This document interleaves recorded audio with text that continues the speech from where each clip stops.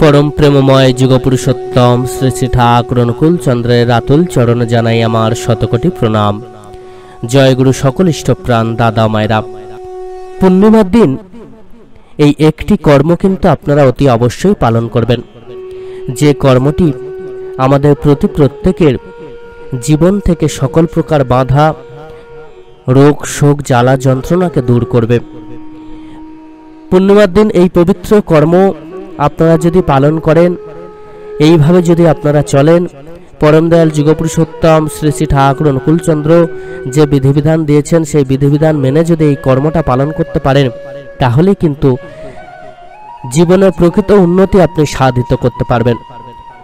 পূর্ণিমা, অমাবস্যা, চতুর্দশী, সংক্রান্তি এবং একাদশী এই দিনগুলোতে বিশেষ কিছু নিয়ম কিন্তু আমাদেরকে পালন করে চলতে হবে।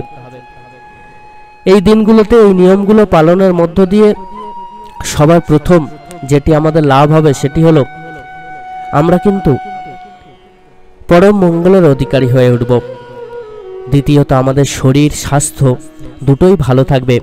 তৃতীয়ত আমাদের জীবন সহজে সামনের দিকে এগিয়ে চলতে পারবে, সকল বাধাকে কাটিয়ে, সকল দুর্দশাকে কাটিয়ে, সকল গ্রহদোষকে কাটিয়ে, সকল বিপর্যয়কে দূরে ঠেলে সকল প্রকার অশনি সংকেতকে বুড়ো আঙুল দেখিয়ে এগিয়ে চলতে পারবে।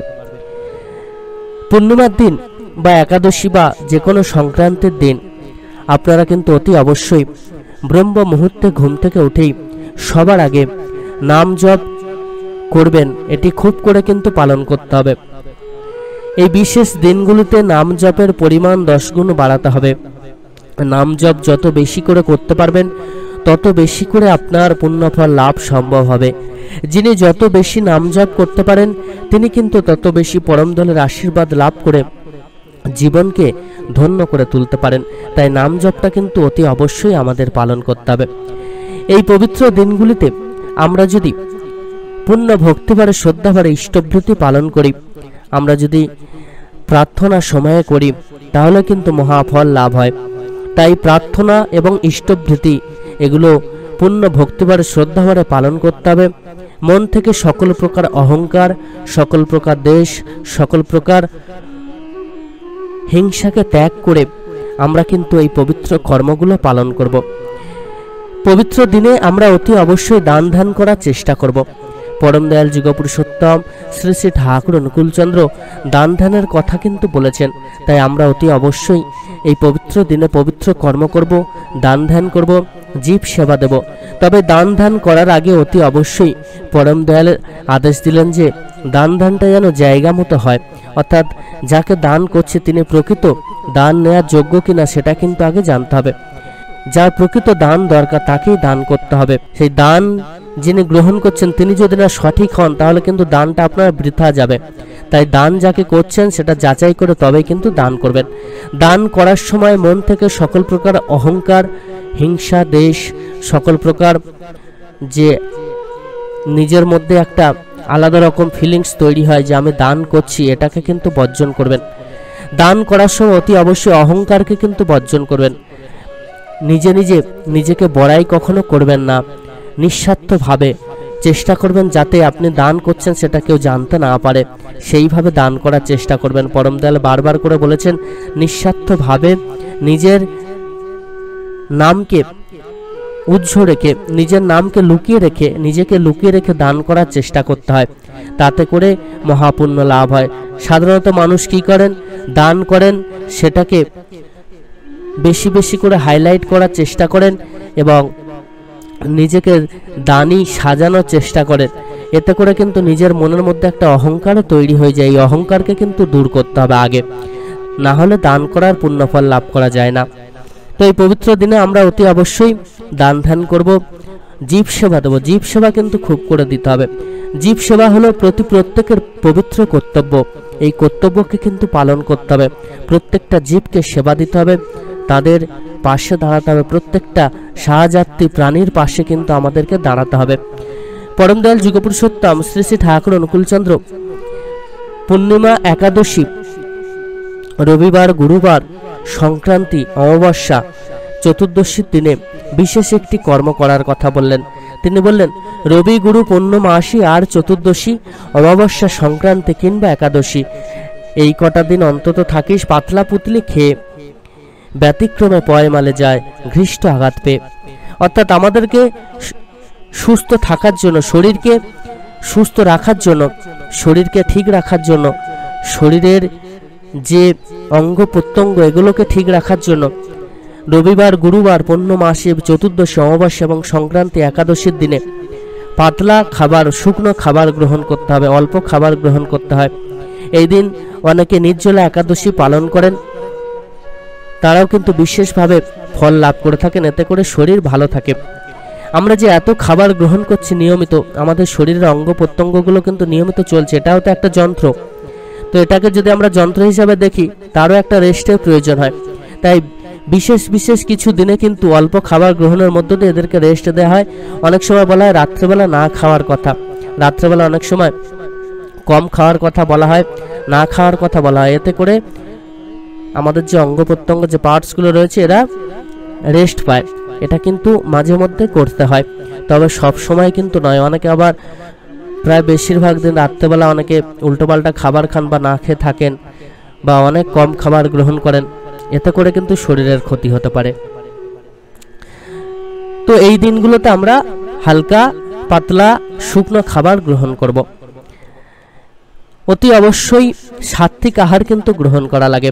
সাত্ত্বিক আহার গ্রহণের মধ্য দিয়ে আমরা কিন্তু আমাদের শরীর বিধানকে সুস্থ সবল রাখতে পারবো। অনেক মানুষ আছেন যারা একাদশী পালন করেন, বর্তমানে বৈষ্ণব মতে একাদশী পালিত হচ্ছে, এবং তারা উচ্চ প্রোটিন, ফ্যাট জাতীয়, কার্বোহাইড্রেট জাতীয় খাবার গ্রহণ করছেন, বাদাম এত পরিমাণে খাচ্ছেন, তাতে করে কিন্তু হিতে বিপরীত হচ্ছে। শরীর সুস্থ হওয়ার বদলে কিন্তু অসুস্থ হয়ে পড়ছে। কেননা এই দিন শুকনো খাওয়ার কথা বলা হচ্ছে, কিন্তু আমরা এত পরিমাণে ফ্যাট, কার্বোহাইড্রেট জাতীয় খাবার গ্রহণ করছি। শাস্ত্রে কথিত আছে যে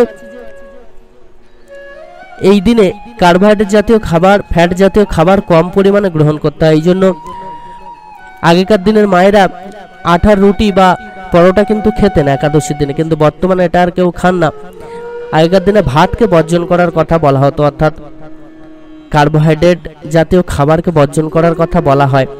তো কার্বোহাইড্রেট জাতীয় খাবার, ফ্যাট জাতীয় খাবার যদি বর্জন করতে হয়, তাহলে বাদামের মধ্যে সবথেকে বেশি ফ্যাট রয়েছে, তো সেই বাদামকে আমরা অনেক বেশি পরিমাণে গ্রহণ করছি। এটা কি জন্য বলা হচ্ছে, এই বাদামকে কেন খেতে বলা হচ্ছে, যারা বলছেন তারাই বলতে পারবেন। শাস্ত্রের কোনো ব্যাখ্যা এখনো পর্যন্ত ঠিকভাবে আমরা হয়তো জেনে উঠতে পারিনি, যারা জেনেছেন তারা হয়তো বলছেন, কিন্তু আমার চোখে এখনো পড়েনি যে বাদাম জাতীয় খাবার কথা একাদশীর দিন বলা আছে। যাই হোক, এটা অনেকে মেনে চলেন, যারা মেনে চলেন তাদের নিজস্ব ধর্মীয় আবেগ নিয়ে তারা এটাকে পালন করেন। কিন্তু ধর্মের যে গোঁড়ামিগুলো চলছে বর্তমানে, সেগুলোকে কাটিয়ে আমাদেরকে কিন্তু সঠিক পথে চলতে হবে। পরম দয়াল যুগপুরুষোত্তম এই সমস্ত গোঁড়ামি থেকে বাইরে এসে আমাদেরকে বিধিবিধানগুলো দিয়েছেন, যাতে করে আমরা প্রকৃতরূপে ভালো থাকতে পারি। আমাদের শরীর কিভাবে ভালো থাকবে, আমাদের মন কিভাবে ভালো থাকবে, আমরা কিভাবে চলবো, কোন পথে চলবো, কেমন আচার আচরণ করব, কেমন অভ্যাস ব্যবহার আমাদের হবে, কোন পথকে অবলম্বন করে চলতে হয়, সমস্ত বিধান তিনি আমাদেরকে দিয়েছেন। সেই বিধানগুলো মানলে, সমস্ত গোঁড়ামির বাইরে গিয়ে সেই বিধানগুলিকে মেনে চললে আমরা কিন্তু প্রকৃতরূপে ভালো থাকতে পারবো। সকল ইষ্টপ্রাণ দাদা মায়েরা, আপনারা কিন্তু অতি অবশ্যই এই দিনগুলিতে পাতলা হালকা খাবার গ্রহণ করার চেষ্টা করবেন। কোনো বিধিনিষেধ নেই যে পরোটা বা রুটি খেতে পারবেন না, হালকা খাবার খাবেন, যাই খাবেন কম খাবেন, হালকা খাবার খাবেন, শুকনো খাবার খাবেন, এতে করে আপনার শরীর ভালো থাকবে। এই একাদশী করলে যে অনেকে বলে থাকেন সকল পাপ থেকে মুক্ত হওয়া যায়, সকল পাপ থেকে মুক্ত হতে গেলে কর্ম করতে হয়, ভগবানকে ডাকতে হয়, ভগবানের সাধন ভজন করতে হয়, নাম জপ করতে হয়, দান ধ্যান করতে হয়, সেবা করতে হয়, তাতে করে পাপ মুক্ত হওয়া যায়। একাদশী শুধুমাত্র করলে, বাদাম খেলে আর সারাদিন অন্যের ক্ষতির চিন্তা, অন্যকে উল্টোপাল্টা কথা বলা, এগুলো করলে কিন্তু পাপ থেকে মুক্ত হওয়া যায় না। পাপ থেকে মুক্ত হতে গেলে সৎকর্ম করতে হয়। আর একাদশী করলাম, শুধুমাত্র বাদামের তরকারি খেলাম আর মুখে একবারও ভগবানের নাম নিলাম না, সারাদিন অন্যের চিন্তা করতে আছি, অন্যের বিপদে কিভাবে সাহায্য করব, অন্যের বিপদ কিভাবে ঘটাবো, ক্ষতি সাধন করব, সেই চিন্তা করছি, তাতে করেও কিন্তু কোনো পুণ্যফল লাভ হয় না। সকল ইষ্টপ্রাণ দাদা ও মায়েরা প্রত্যেকে নাম জপটা খুব করে করুন, পরম দয়ালকে ডাকতে থাকুন এবং গোড়ামি ছেড়ে বাইরে আসুন। কর্ম ছাড়া কিন্তু কখনোই কোনো কিছু লাভ সম্ভব হবে না। পরম দয়াল অলৌকিকতাকে বিশ্বাস করতেন না। তিনি সবসময় বলতেন যে আমাদেরকে কর্মের মধ্য দিয়ে সমস্ত কিছু প্রাপ্তি ঘটাতে হবে। তিনি নিজে মানব জন্ম লাভ করে মানব শরীরে এসে আমাদেরকে করিয়ে কিন্তু শিক্ষা দিয়েছেন। শরীরকে সুস্থ রাখতে গেলে যোগব্যায়ামও যে করতে হয় সেটাও তিনি করে দেখিয়েছেন আমাদেরকে। যোগব্যায়াম করতে হবে, খাবারকে ঠিকভাবে গ্রহণ করতে হবে, সমস্ত কিছু তিনি আমাদেরকে দেখিয়েছেন। কোনো অলৌকিকতা নেই। তিনি যে বলতেন তাই সবসময় করাই পাওয়ার জননী। কৃপা মানে হচ্ছে করে পাওয়া, এছাড়া আর অন্য কোনো পথ কিন্তু নেই। সকলে খুব ভালো থাকবেন। পরম দয়াল আপনাদের প্রত্যেকের মঙ্গল করুন। জয় গুরু, বন্দে পুরুষোত্তমম।